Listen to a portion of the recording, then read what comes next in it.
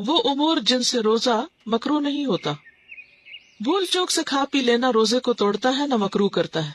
حضرت ابو ہریرہ رضی اللہ عنہ نبی اکرم صلی اللہ علیہ وسلم سے روایت کرتے ہیں کہ نبی اکرم صلی اللہ علیہ وسلم نے فرمایا جب کوئی بھول کر کھا پی لے تو اپنا روزہ پورا کرے کیونکہ اسے اللہ نے کھلایا پلایا ہے. اسے بخاری نے روایت کیا. یعنی اب کوئی یہ نہ سوچے کہ اچھا کھا تو چکے تو اور ہی کھا لے، نہیں، جان کے کھانے سے پھر ٹوٹ جائے گا روزہ. مسواک کرنے سے روزہ مکروہ نہیں ہوتا. گرمی کی شدت سے روزہ دار سر میں پانی بہا سکتا ہے، اس سے روزہ مکروہ نہیں ہوتا. یعنی اگر سکن کے ذریعے کچھ پانی اندر چلا جاتا ہے تو اس سے روزہ مکروہ نہیں ہوتا، ایز لانگ ایز کہ آپ کے حلق سے نیچے کچھ نہ اترے. روزے کی حالت میں مزی خارج ہو یا احتلام ہو جائے تو روزہ ٹوٹتا ہے نہ مکروہ ہوتا ہے. یعنی اس سے روزہ نہ ٹوٹتا ہے نہ مکروہ ہوتا ہے. حضرت عبداللہ بن عباس اور اکرمہ فرماتے ہیں روزہ کسی چیز کے جسم میں داخل ہونے سے ٹوٹتا ہے، جسم سے خارج ہونے سے نہیں ٹوٹتا. ٹھیک ہے، یعنی جیسے ماں بچے کو دودھ پلاتی ہے یا انسان واش روم جاتا ہے یا پھر جسم سے کوئی اور مادہ نکل آتا ہے تو اس سے روزہ نہیں ٹوٹتا. سر میں تیل لگانے، کنگھی کرنے یا آنکھوں میں سرما لگانے سے روزہ مکروہ نہیں ہوتا.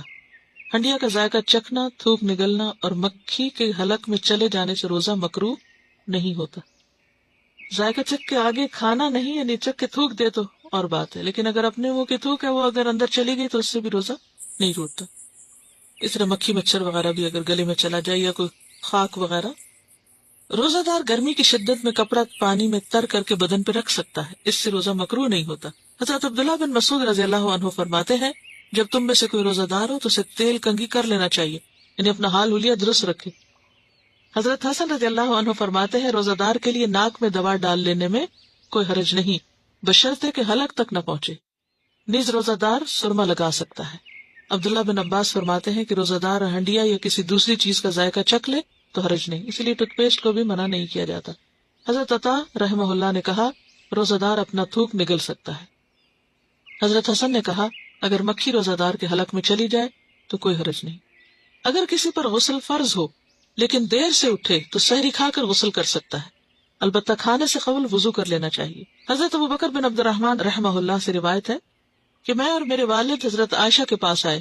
حضرت عائشہ نے بیان کیا میں گواہی دیتی ہوں کہ رسول اللہ صلی اللہ علیہ وسلم احتلام کے سبب سے نہیں بلکہ جماع کے سبب سے حالت جنابت میں صبح کرتے، غسل کیے بغیر روزہ رکھتے، بعد میں فجر سے پہلے غسل فرما لیتے.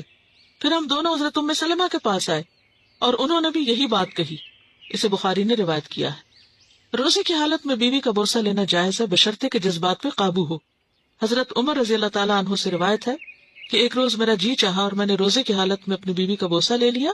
میں نے نبی اکرم صلی اللہ علیہ وسلم کی خدمت میں عرض کیا آج میں نے بڑا غلط کام کیا ہے، روزے کی حالت میں بوسہ لے لیا.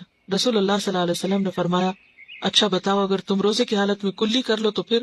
میں نے عرض کیا کلی میں کیا حرج ہے؟ نبی اکرم صلی اللہ علیہ وسلم نے فرمایا پھر کس چیز میں حرج ہے؟ یعنی بوسہ لینے میں کوئی حرج نہیں. اسے احمد اور ابو داؤد نے روایت کیا ہے. روزے میں پچنے لگوانا جائز ہے. پچنا کیا ہوتا ہے؟ کپنگ.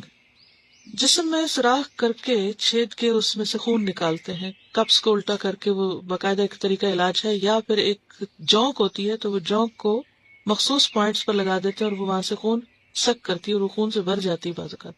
اسی لیے بعض اوقات لوگ کہتے ہیں نا بلڈ لینا ہے یا دینا ہے، تو وہ روزے کی حالت میں لے سکتے ہیں.